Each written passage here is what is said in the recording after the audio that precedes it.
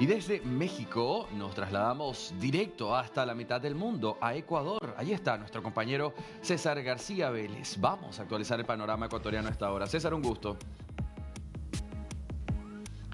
El gusto es mío, Andy. Se pone de color de hormiga esta situación para el sector minero, que exige que se respeten sus derechos en medio de la tasa minera, esta que que ya está en ejecución y que puede tener impactos muy importantes que vamos a analizar a continuación. Lo más reciente es que la Cámara de Minería Ecuatoriana acaba de presentar una demanda de inconstitucionalidad que se suma a otras que ya se ha presentado en contra de esta tasa.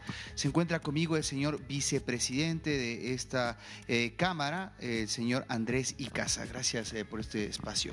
Quería preguntarle primero, ¿por qué esa demanda presentada el día de hoy? ¿En qué se sustenta? Gracias, buenas tardes y un gusto en saludarle a usted y a toda la gente de DirecTV News que está siguiendo esta entrevista. Pues el concepto es bastante simple, ¿no? La Cámara de Minería, los asesores jurídicos de la Cámara de Minería consideran que esto no es una tasa, que esto en realidad es un impuesto, porque se está agravando básicamente la tenencia de concesiones mineras. El hecho generador está en tener concesiones mineras y en ejercer en una fase.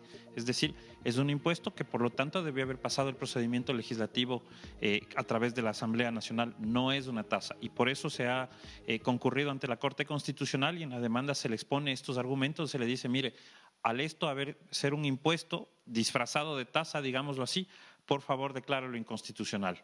Bueno, para que nuestro auditorio entienda, para poder llegar a la explotación minera hay varios pasos.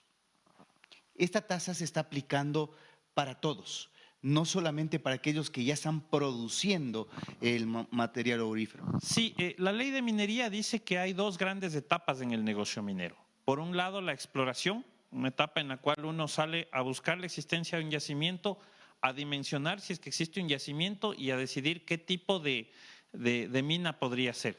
Toda esa etapa es preoperativa, es decir, el ingreso en esa etapa es cero y en cambio los gastos que se realizan son altos. Y en esa etapa se empieza con grandes superficies de terreno. La forma, yo creo que esto es algo lógico, ¿no? La mayor posibilidad existe de que yo descubra un yacimiento cuanto más hectáreas de concesión tenga.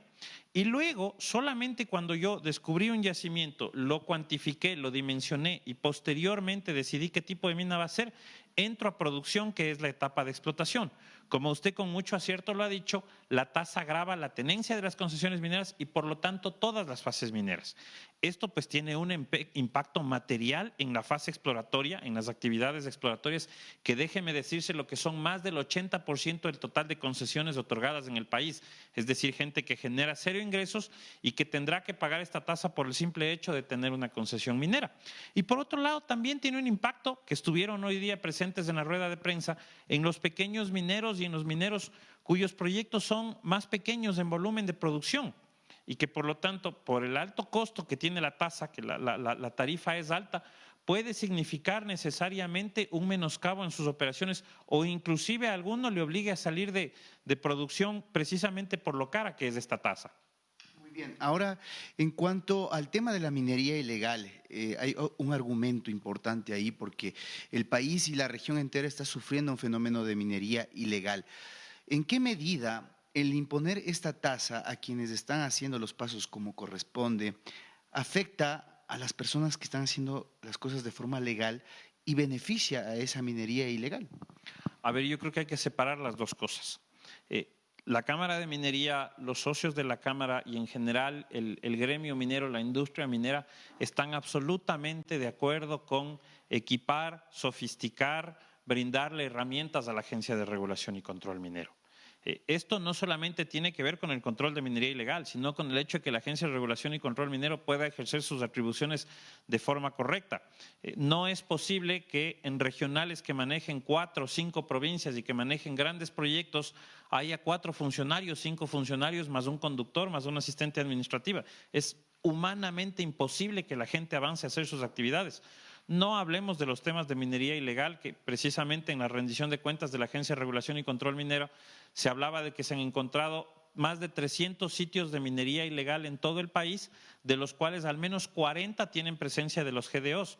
Entonces, yo creo que ningún ciudadano ecuatoriano que le quiera a su país, más allá si sea afín o desafín a la industria minera, va a estar en desacuerdo con el control de esas actividades y con sofisticarle y equiparle bien a la Agencia de Regulación y Control Minera.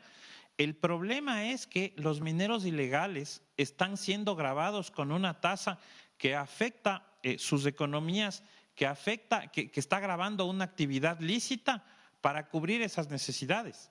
Entonces ahí es donde viene el inconveniente.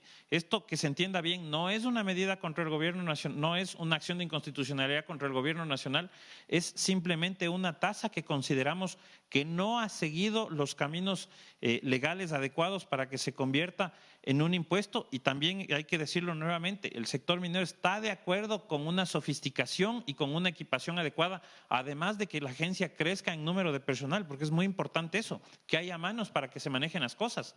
Ahora, Andrés, para finalizar, yo le preguntaba semanas antes al viceministro de Minas, ¿cómo queda el país competitivamente frente a la región? Porque vemos países que han logrado desarrollos cualitativos gracias a la minería.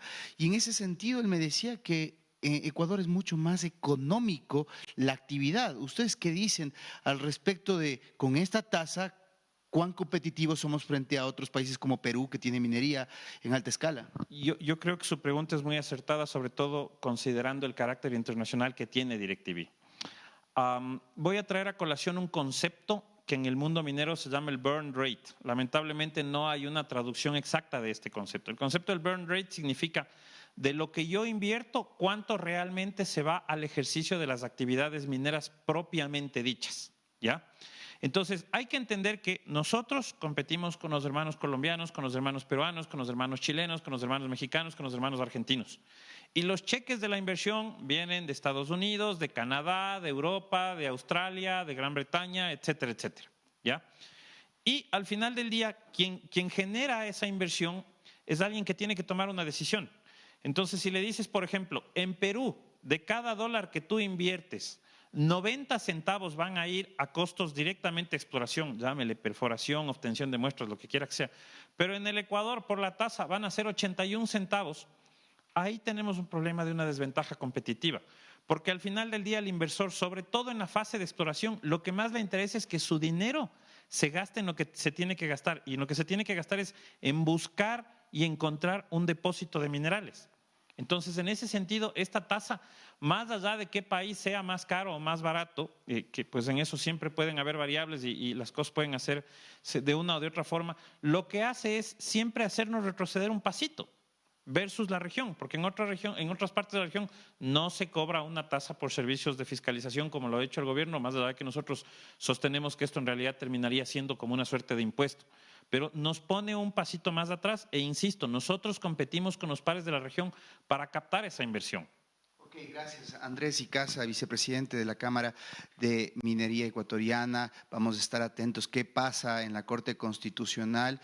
Obviamente esto tiene que ser tratado en esa instancia y saber también si se acepta, si se emiten medidas cautelares al respecto para poder eliminar los defectos de la tasa o si persiste y qué va a hacer la industria frente a ese panorama.